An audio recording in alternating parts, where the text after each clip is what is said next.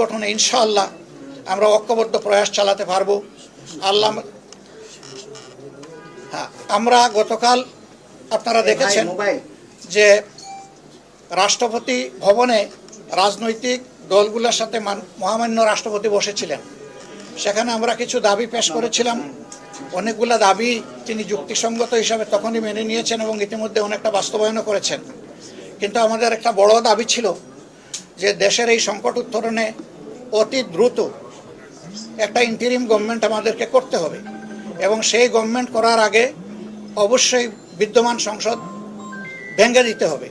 তিনি আমাদেরকে কথা দিয়েছেন যে তিনি অতি সত্বর এটা ভেঙে দিবেন এবং ইন্টারিম গভর্নমেন্ট ফরমেশনের জন্য তিনি যথাযথ উদ্যোগ গ্রহণ করবেন। সম্মানিত ভাইয়েরা, আমরা মহামান্য রাষ্ট্রপতি বরাবরে জনগণের পক্ষ থেকে আমরা